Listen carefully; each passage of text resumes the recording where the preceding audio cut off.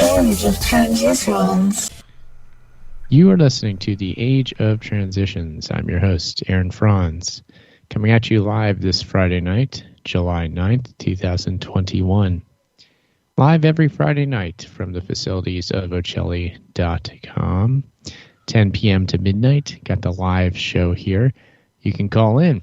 Call numbers 319-527-5016.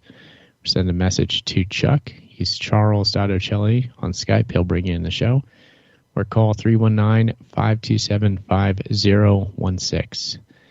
Thank you for listening to the show live in podcast form, however you do it. Glad to have you here. My website is theageoftransitions.com. You can pick up the podcast there, obviously, but you can also find many ways to support the show. Got my book, Revolve, Man's Scientific Rise to Godhood. Buy that in a paperback or an ebook copy.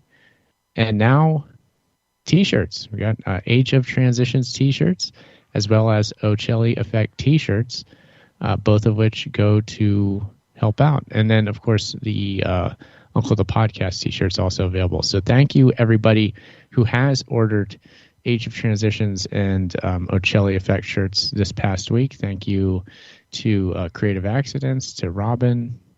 Thank you to Ray. Thank you to Josie. And thank you to Alex for your orders. Very much appreciate that. Yeah, it's just another way to keep the show going. When you order an Ocelli Effect shirt, I send the money made on the shirt to Chuck. So it keeps Chuck going. It keeps the network going.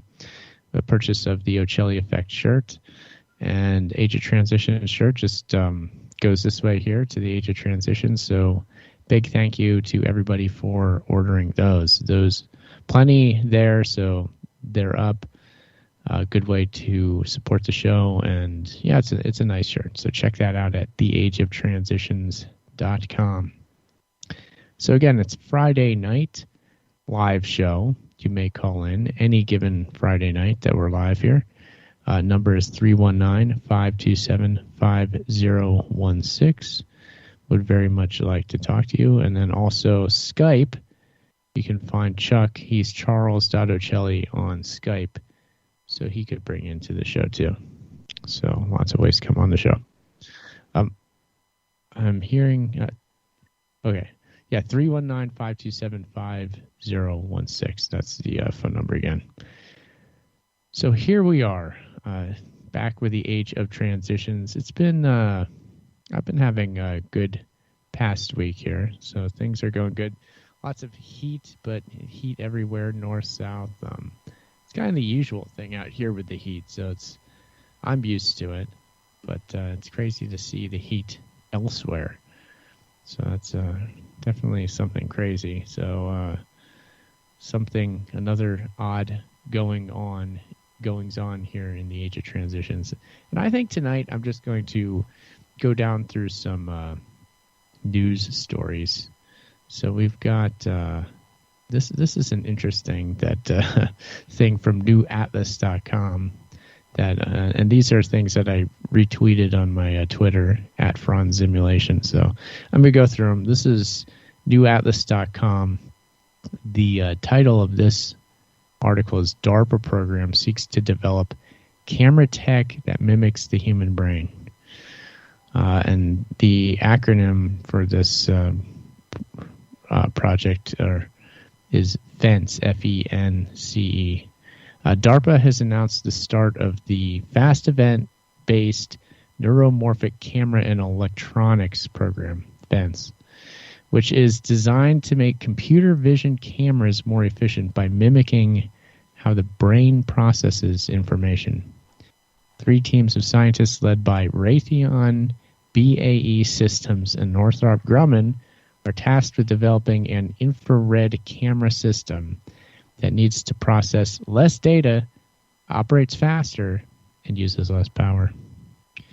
Modern imaging cameras are growing increasingly sophisticated, but they are also becoming victims of their own success. While state-of-the-art cameras can capture high-resolution images and track objects with great precision, they do so by processing large amounts of data, which takes time and power. Okay, so we've got the usual suspect here, Raytheon Bay and Northrop Grumman, this contract to create new cameras that mimic biology, essentially. So it's saying that the electronics in them are neuromorphic, meaning that they mimic the brain. So this is interesting because years ago they were talking about this as an idea, the concept of biomimetics, where you mimic different biological things. So any biological organisms could be mimicked with machines. And in this case, it's mimicking the brain. And that was always a big goal for artificial intelligence and just IT generally, to see if you could not only figure out how the brain works, but sort of build your own machine based off of the design, the biological design that is the human brain. Or, again, any sort of biological brain. Maybe you base it off of a insect brain or whatever. It's a biomimetic. So it seems as though we're there with this DARPA program here, getting cameras that are neuromorphic. And of course, it's interesting to remember, because it's easy to forget, that that the eye, the human eye, which is what a camera, when you look at a camera, it's really biomimetic in nature, and that, the lens and all that, the design of a camera lens is based off of the anatomy of the human eye. So you have that, and then the human eye is part of the central nervous system, the optic nerve going from the eye to the brain, and then the brain is, of course, the center of the central nervous system, the nerves going down the spinal cord. So it's all pretty interesting, and lots of occult ramifications for this sort of thing, of course. And there's this wonderful graphic of a human eye photoshopped on top of a camera on this article. Very appropriate. So there you have that. So DARPA is working on this fence. I'm sure if we spend a little time on that, we could break down some interesting thoughts on the name fence as well. Let's see here. Is there any other things from this? Let's read this paragraph right here from the article again. The goal is to develop a smart sensor that can intelligently reduce the amount of information as transmitted from the camera, narrowing down the data for consideration to only the most relevant pixels, says Dr. Whitney Mason, the program manager leading the fence program. Yeah, so yes, the problem with cameras being too much computing power, too much information. It's very heavy workload for a computer to process all of that. So you get the neuromorphic AI in there running this system, and it picks and chooses what information to process and what information to ignore, therefore using less computing power, less power, electricity, etc. So pretty interesting article there. So there was that one. I also posted a nice picture, or I reposted a picture of the Lucifer horse sculpture at the Denver International Airport. But here's everybody loves that. Here's another excellent article along the same MIC lines here. It was posted by JP Satilli, and I reposted it. And it's, let's see, what's the site? DroneDJ.com. It's from that, Drone DJ. The title of the article is From Top Drone Pilot to Top Gun. U.S. Air Force expands Drone Racing League partnership for recruits. Let's read a couple paragraphs here. It's a pretty interesting partnership, and it's already been going on for 4 years. Now, the United States Air Force and the Drone Racing League have announced they're expanding the work they're doing together, which is ultimately aimed at finding U.S. Air Force recruits. It's a pretty interesting tie-in, and you've got to admit it makes sense. First-person view pilots tend to like things that fly, and as they become better and better pilots, they develop the kind of reflexes that one could reasonably assume would translate well to the cockpit. And so, with 4 years of working together already accomplished, the two organizations have announced that not only will the relationship continue, it will expand. So here you go. The partnership is between the Air Force and this Drone Racing League, which is this is not surprising because it's another iteration of past partnerships that the military has done. They've done all sorts of things, running these centers, these like video gaming recruiting centers. This has happened in years past where they have these video game recruitment centers where they get kids in to play games for free. And then the recruiters come over to them like, hey, want to join the Army or the Marines or, whatever branch it happens to be. So, there's no such thing as a free game.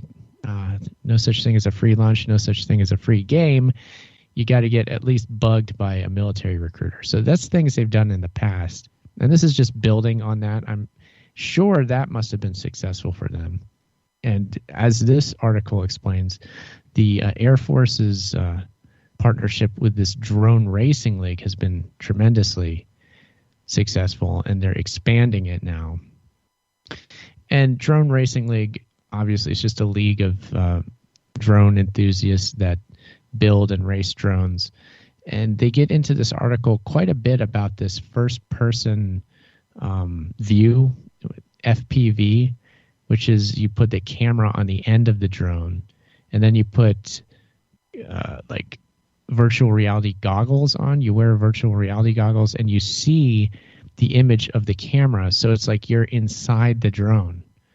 So that's a fascinating concept in and of itself. Like these kids putting on the virtual reality glasses, headsets, and then controlling their drone while watching it first person view. Pretty crazy, that right there.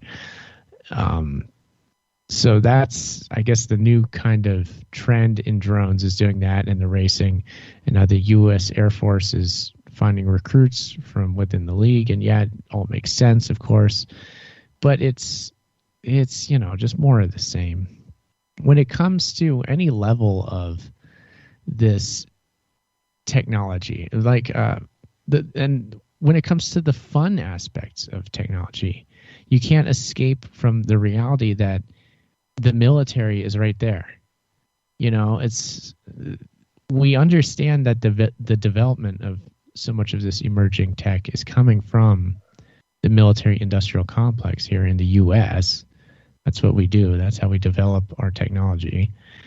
But even something that listeners to the show will understand that. But even at that level, it'd be nice to be like, well, at least there's sort of more pure fun aspects of technology. Like, oh yeah, drones and drone racing. That's just kids playing around with basically RC, the new version of an RC helicopter, and having some fun.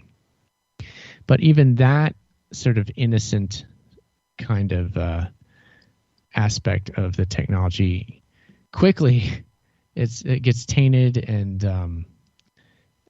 stalked by the military, because it's you go where the military's looking for young recruits. So you go where that audience already is. And it's obviously in this arena that translates to what the Air Force is. And again, the first couple paragraphs of the article explain that. It's, again, all obvious. But it's just, it's just kind of sad to see that these things. I know that everywhere I go, I've been to, you go to like museums I've been to a few museums, and you see these technology and even STEM things. Like they're going like, oh yeah, STEM is great. Let's promote STEM, science, technology, engineering, and math. That's what we need to promote in schools. Brought to you by Raytheon. This exhibit brought to you by BAE Systems. I've seen it a ton of times. I try to take a picture every time I see this. And it's like, okay, well, there's that again. I covered this. What was it? It was a competition, a robotics competition, where these teams of youths were building. I'm trying to remember what the goals of their robots were. They put them through like different obstacle tests, and they actually, I think they were trying to get them to be autonomous as well. But this was a few years ago. It was this robotics competition. FIRST, FIRST is what it was.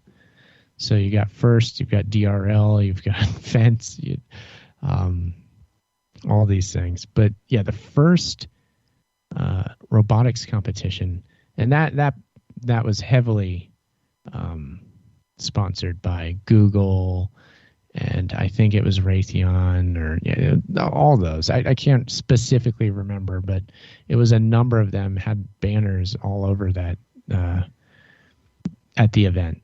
I remember that specifically. I did make a video of that. I should have that video somewhere. I had it posted at one time, but I don't know.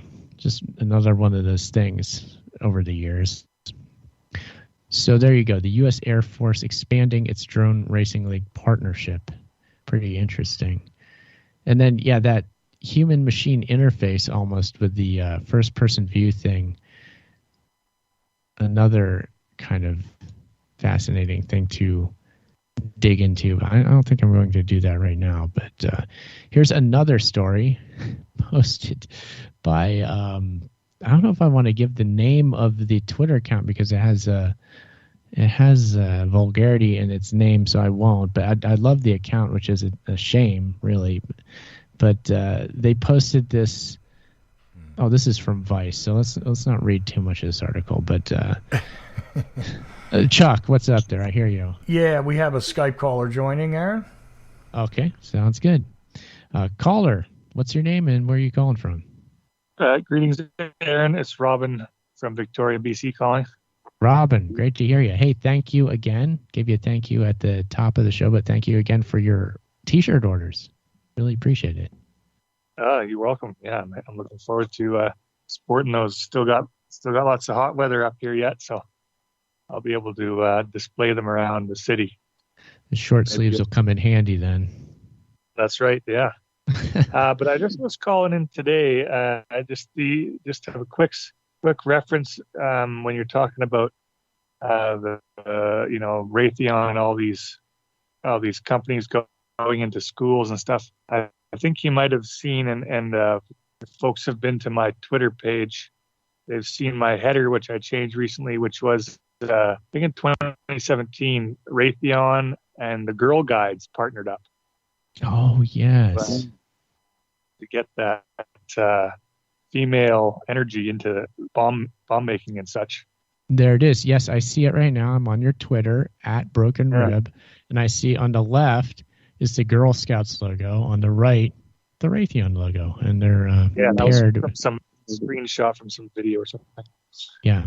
You see this everywhere. These partnerships, it's crazy. Yeah, and then just recently, BAE Systems just partnered with the Girl Guides as well. So the Girl Guides are really partnering up with some real humanitarian types out there.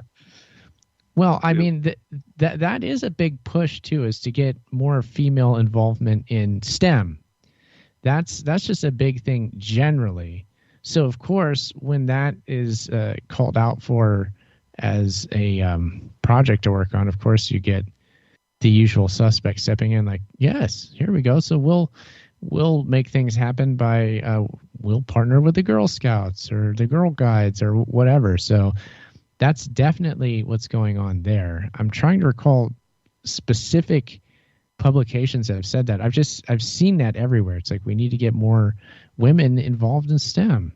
So yeah, I guess it's a perceived equality thing, as well as I don't know all the ins and outs of why that's being pushed so much, but yeah, it's definitely interesting. And then that whole military production side of it is just a part of the whole thing, I suppose. But yeah, it's an ugly part, I'll say. Yeah, it's interesting to see what's going on with the military-industrial complex and technology, and also like the confluence of all these things. Also, the sort of social justice imperative that's now important to the greater populace at large. Like, the American people, generally speaking, want to see a lot of these inclusive sort of things happening where,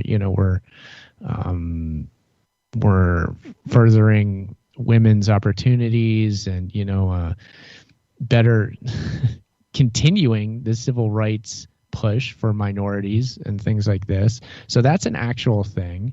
And then there's also the technology side, where I think the establishment well knows now that we need to make sure that we're actually investing and working on technology and not completely focusing on the military end of things. I think I'm still trying to figure out how that's working, but I can, from what I gather, there's starting to be a shift slightly away from like the American empire concept, with Afghanistan winding down and all this.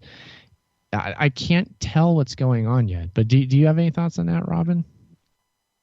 Well, I can't say that I've followed, the DoD budgetary expenses super closely, so I don't know what they're specifically spending their money on, but I do know that they've been getting boosts of funding every single year. So whether that's going towards technology that'll benefit the planet, or some type of weapons or systems to keep control, I'd kind of lean towards the latter.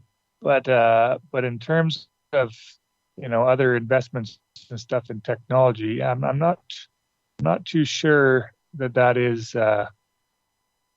leaning the way that you're posing there. Yeah, as much as I'd like, that's for sure.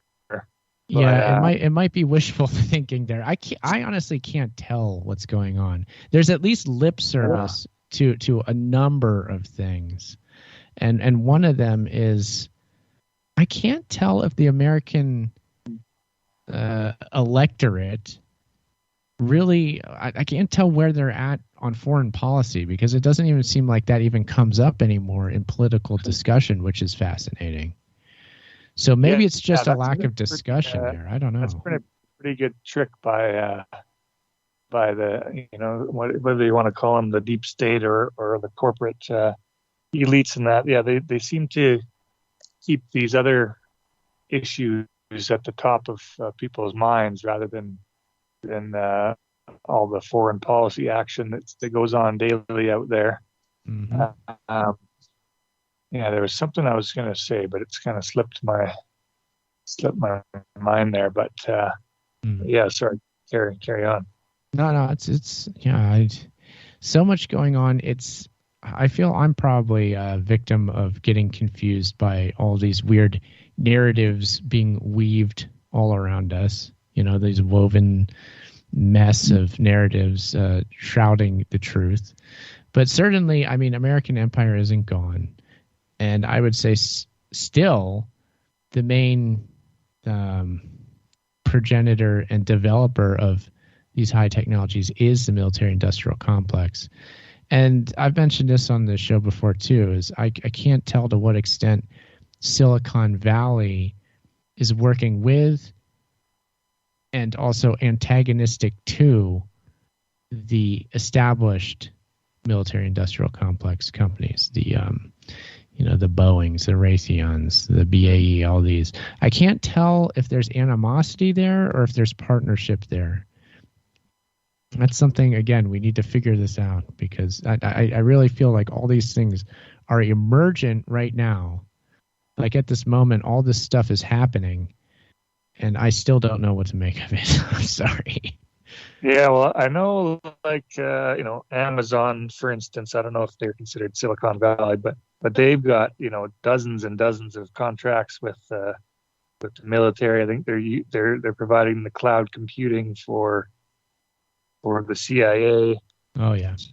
So they're heavily embedded. Microsoft, there was that Jedi program. Was that the NSA recently that was supposedly going to go to one company, and then I think it was going to go to Microsoft, and now they've allowed Amazon to take part of that on as well. So yeah, I'd say more likely than not, these companies are pretty embedded within. There's probably the revolving door thing going on. Yeah. Quite a few of those too. You go into government and then come back out and get some cushy job at the top of a tech firm that they can help. Yeah. That's always been the case. Is going from the private, bouncing back and forth, public, private, and you finish your life as a public servant or your life as a general or high officer in the military somewhere, and then you go to the big, you get the fancy job at the private company. You make a ton of money. So that's. There's also the book Serpent's Valley by Yasha Levine, which kind of documents the rise of these Silicon Valley companies and how intertwined they were with different military contracts and the like. So recommend anyone check out that book. It's good. Yeah, I've read it. Yeah, it's excellent.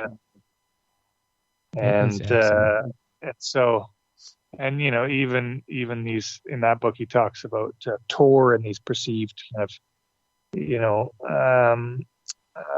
browsers or apps that are created for privacy and for supposed dissidents around the world, and they seem to be run or at least tapped into by the intelligence agencies to partly use themselves, I suppose, but then also likely to spy on those that they want to keep track of.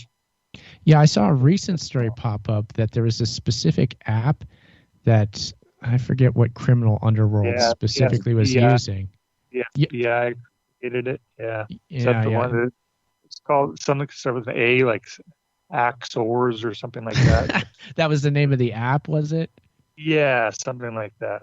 That they basically were running the whole app. Is that the one you're talking about? And they could see all the communications between these people, and then somehow they got it so that the again, the criminal underworld actually believed that was safe to use and that they were the only ones on there. And what do you know?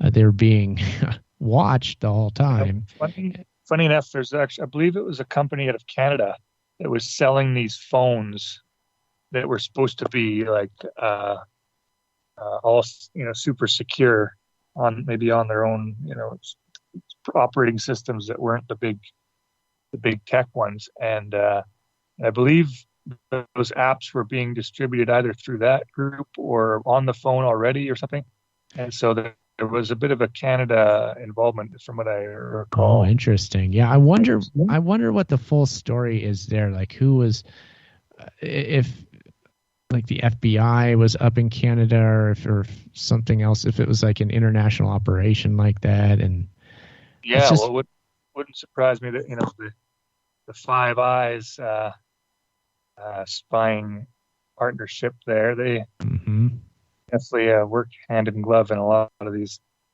different operations around the world. And then there was also in I think maybe the early 2010s, the Cuban Twitter.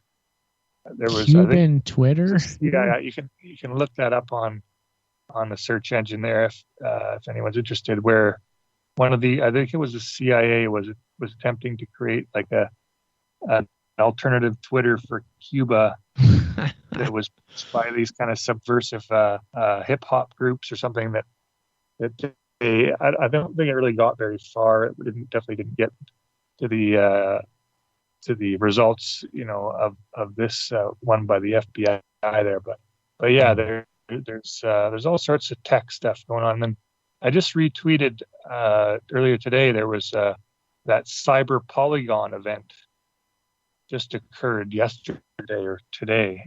Cyber Polygon. It was kind of like one of these discussions, as well as I believe they did some type of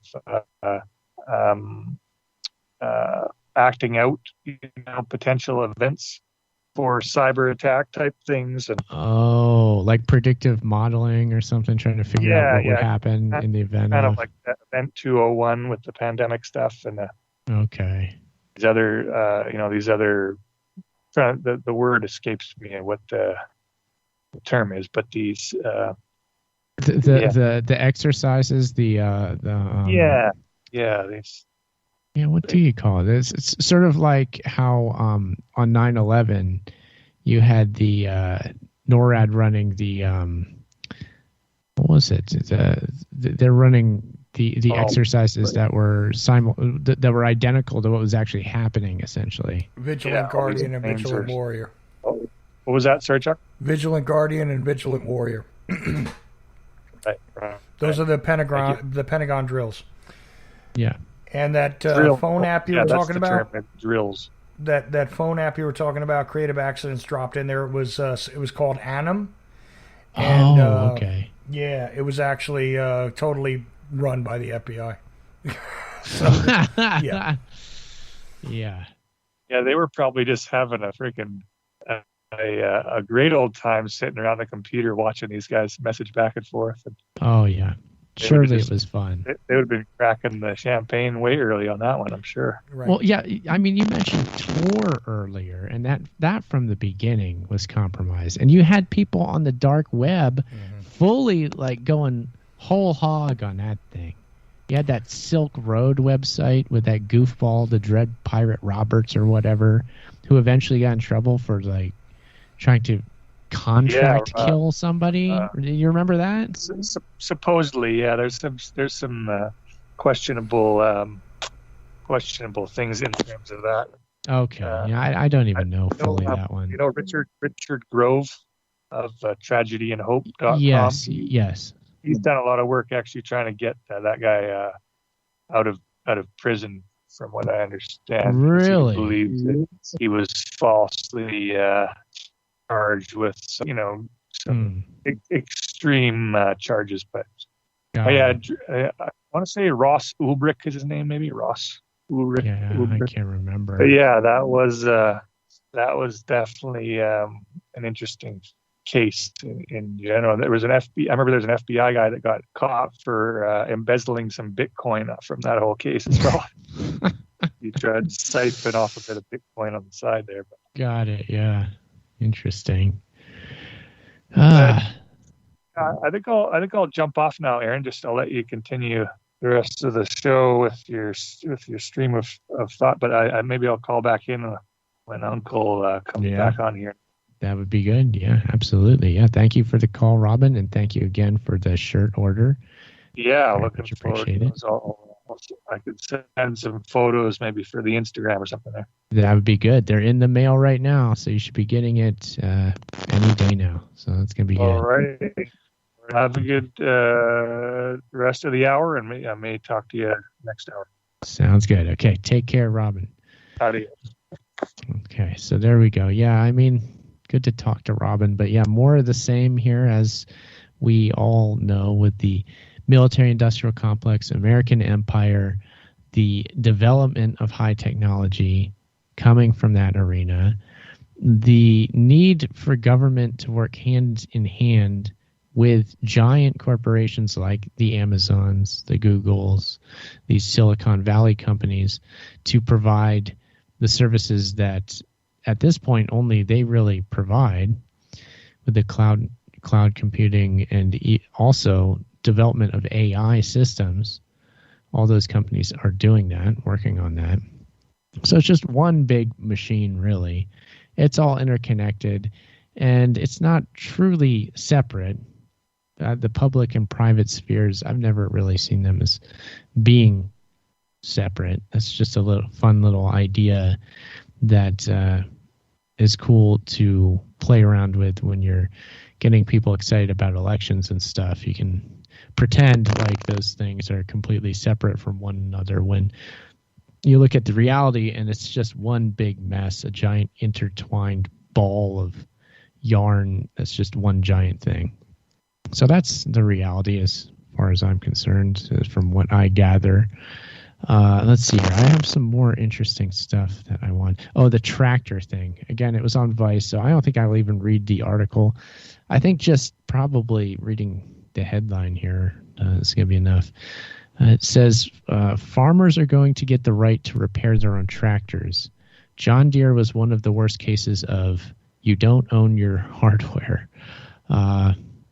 Let's see here. So Biden to sign executive order granting farmers right to repair their own equipment. So yeah, this is also kind of building off of years and decades of the same sort of stuff where it's foggy as to who owns what. The farmers are the ones using their equipment, the tractors, the combines, all this large machinery that they need to do their farming. They're obviously the users of that equipment. However, I mean, just to pay for those things, no farmers could really just pay for those things outright. So you'd have to get huge loans, first of all, and subsidies. Farms would get these subsidies from the government, again, just to afford these sorts of things. So it's always been this sort of thing like, well, who does own it? But it's even worse with these rules that John Deere and these different companies had where legally the farmers couldn't even repair the tractor even if they wanted to because it's against however the contract language works when you acquire one of these pieces of machinery from John Deere. So I guess Biden is changing things around so that now they'll actually be able to do repairs themselves without getting arrested from the look of it. So yeah, this fits in with that theme of who owns what. With machinery and vehicles and just large machines generally. This also ties into the autonomous vehicles we were talking about before in the previous week. With autonomous vehicle fleets, will anybody really own those things? Very few individuals are likely to be owning those in the future. Be giant fleets owned by large companies that you just hire out rides by the ride with your app and whatnot. And so, yeah, who owns what in America these days? Well, the only ones that are able to afford to own anything, which are mainly massive corporations, which, if you want to be technical about it, are deemed people legally. They're legal persons. So those are the people that own equipment, vehicles, machinery, any of that sort of stuff. They're the ones that can afford it, is the corporations. So it shouldn't be surprising. It just seems as though things keep getting pushed further in that direction. We're not moving away from that trend by any means. It's only ramping up. So I would assume that farm equipment is going to be fully autonomous soon enough. And so that will be interesting too. And now we're coming to a story that I think I can talk quite a bit about because I have quite a few thoughts and I'm very confused on it, but I want to try to work this out here tonight for what it's worth. This is, let's see here, this is just a Yahoo article that's being posted, but it's about employment and the workforce in this post-COVID world where supposedly nobody wants to work. Employers cannot find anybody willing to be employed by them, so they can't for the life of them find anybody to hire. That's how the story goes. So let's see here. Here's the title from Yahoo: is "Pandemic Wave of Automation May Be Bad News for Workers." Okay, so this is about automation. When Kroger customers in Cincinnati shop online these days, their groceries may be picked out not by a worker. Okay, I'm not even going to read this. It's about automation. So in this, as the story goes, I don't even have to read it. I can tell what they're getting on to here. As the story goes, nobody wants to work. No humans want to work anymore, apparently. So employers are stuck with no workforce. They can't run their business. So out of desperation, they're turning to what? Automation. Big surprise. So various automated systems, be it robotics or just AI software or what have you, to run their business. I saw a story where a franchisee of a fast food place was getting it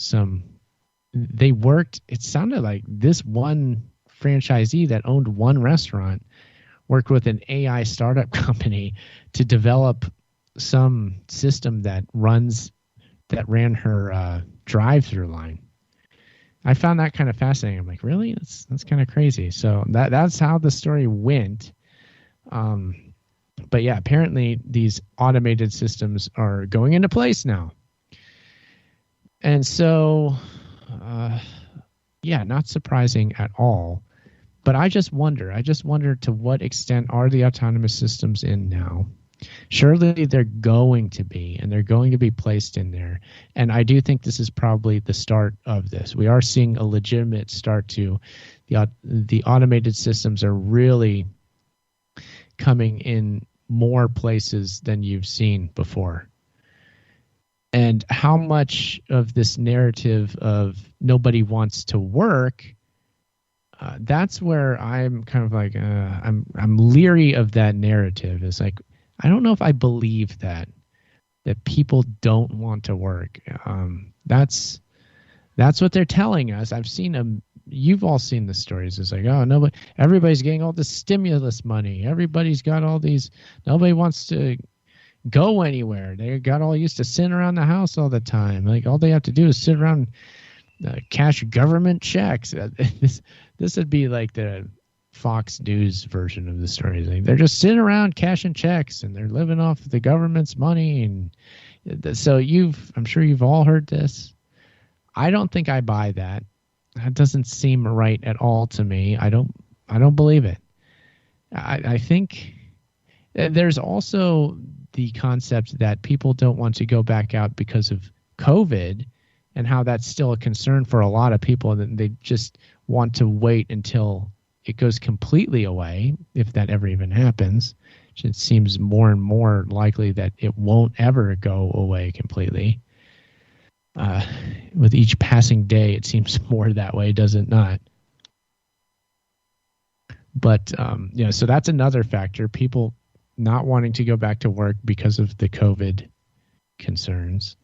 And then also you have the idea that there's this sort of neo-labor uprising where the plebs are sick of wages that are just absolutely ridiculous and cannot support any lifestyle.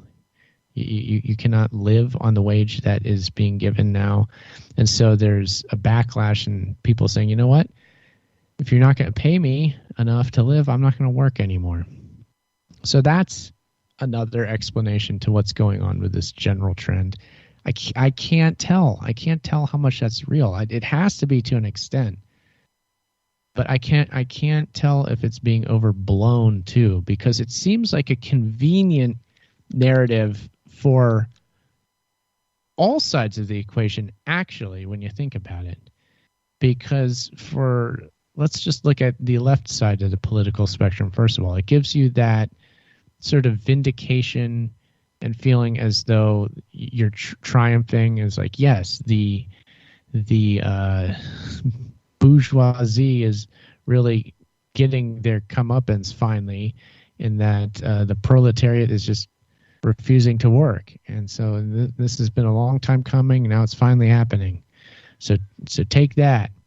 So it's kind of like vindicating and a bit of revenge going on for the left, and a little bit of them feeling as though they're finally getting what they want. But my question is if that's actually happening or not. So I would say don't be quick to celebrate something that's not actually happening. That's what I'm trying to figure out, if it is or not. So that's the left. And then the right, again, is just the same thing we've been saying. It's like a bunch of lazy young losers that don't want to work, and they're lazy and they're useless and they just live off the government. And how dare they, that sort of stuff. So all quite predictable. And it's easy to kind of overlook the more interesting things going on. And I don't think any of us really see what's happening. Certainly, yes, this automation thing is coming in. It's coming in, and it's going to be problematic in a number of ways. And it's going to be convenient in a number of ways. It's one of the big problems is how effective it's likely to be oftentimes. It's certainly not going to be perfect. People are going to be annoyed by it. People will vandalize different automated whatevers, like automated drive-through lines, whatever, what have you. It'll happen. But I think overall, there surely will get better and better as time goes on. So become more effective, more efficient, do the job better than any human could pretty quickly, most likely. So this is the future we all knew was going to happen. We're in the phase where it's being actually implemented, which is quite fascinating. And when COVID first hit, you could see this happening too. If you're paying attention, if you cared about this sort of thing, you could see it happening then too. Is this altering of the economy and the job market, the labor force. And I'm sorry, but it's going to get to a point where human labor is diminished to such an extent that our current system just will not be able to hold up. The system that demands that we work at least 40 hours a week in order to sustain ourselves, to make an income, to stay alive. That's the system presently. We're all quite aware of it. We're all well aware of how that works. So what happens when that's turned on its head? And it's like, well, yeah, we don't need you anymore. In fact, if we hired you, you would be in the way, and it's not cost effective at all. We don't need the human doing this anymore. Maybe we need a couple people working at this place that formerly hired, 100. So 2 people where there used to be 100. We got somebody's got to make sure the machine's running properly, something along those lines. But it's all coming. That is coming. So what happens when we get to that point? I don't know how many times I've asked this question on the Age of Transitions show here, but it's worth asking again and again, because we're getting toward that point in time where that's just how things are. And so if working the 40-hour week just isn't even possible anymore, how is it that we make an income? What is money? What is the monetary system? How do we prostrate ourselves before the altar of society and prove our worth to it? Like, I am worthy because I fill in the blank. What is that blank coming up in the next couple decades? Before it was, I am worthy because I do this with most of my time. This being my career, my profession, my job, whatever it is. I do this, so you have to keep me alive for now because I'm at least useful enough to do this one thing. What will it be in the future that we get to fill in that wonderful blank for? How do we define ourselves before the God that is government, society, whatever, just the large social contract that we're all a part of? I don't know. It's I can't help but obsessively think about these sorts of things. I can't let go these questions because I just can't shake the reality that this is all occurring.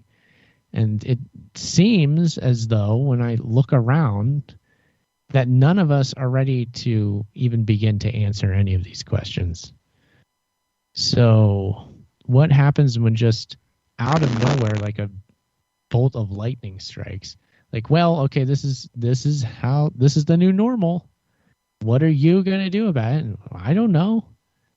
I didn't think this was actually going to happen. I thought it was just science fiction. I thought it was a fun news story on CNN that they're just playing around with, and I didn't actually have to think about it. I don't think we're ready for this, and yet we have to be. That is the great dilemma of the age of transitions. So we're just thrown into this mix of insanity and just forced to make it work one way or another. But I mean, honestly, when has life ever been any different? We, the average person, has always been forced to do something to make things work. However, it's the rate of change now, which is the decidedly different thing. Serfs back in the times of the feudal system knew what life was and what they had in store for them because things didn't change a whole lot over a long period of time. So they knew what to expect. Us, we don't have that luxury, which it's dark humor to say the least to call that a luxury, but you know what I mean. We don't know what to think anymore. We don't know what to think. We don't know what to do. We don't know what's happening. And when I say we, it's not just the plebs, the proletariat, the underclass, but it's also our leaders increasingly seem to not know what is going on either. So that is going to be interesting moving forward too. I always think it's funny to just imagine what would happen if an actual artificial general intelligence was created and let loose on society, where it was way more intelligent than a human and it could run everything. It was able to, tell us all our faults and tell us the answer to everything and come up with all sorts of really interesting solutions to many problems. It would be almost comical to see what this thing would do to all of us, and it would really be able to zing anybody it so chose to do. Even people in high positions of power could be cut down very quickly if this thing wanted to do that. And so that's one of the reasons that I don't think AGI is a pressing imperative for the powers that be. I don't think they want that sort of thing to come about. Doesn't really seem advantageous to them. What would be advantageous is many narrow AI systems that automate the previously existing system that has been set up for the entrenched special interests that are profiting off it now to continue to hold their current positions as far into the future as is possible.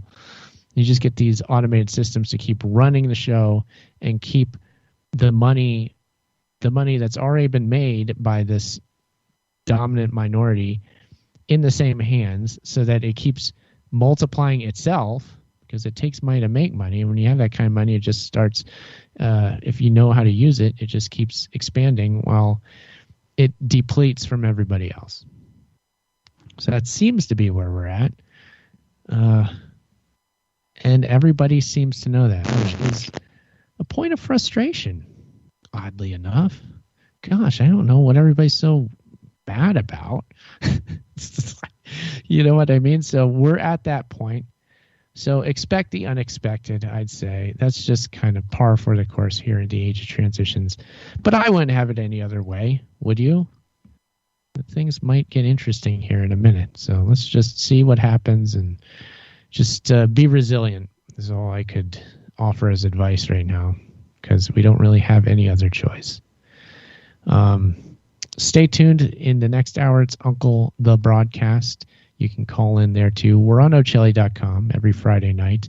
Again, order an Ocelli Effect shirt, order an Age of Transitions shirt, maybe even an Uncle the Podcast shirt. They're up at theageoftransitions.com now. Great way to show your support. Thank you for listening, as always. My name is Aaron Franz, and as always, I will leave you by saying, Seeker, seek on. The age of transitions.